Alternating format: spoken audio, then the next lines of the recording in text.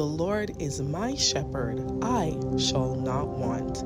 He makes me to lie down in green pastures. He leads me beside still waters. He restores my soul. He leads me in the paths of righteousness for his name's sake. Even though I walk through the valley of the shadow of death, I will fear no evil, for you are with me. Your rod and your staff, they comfort me.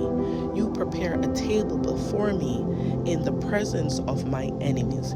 You anoint my head with oil. My cup overflows.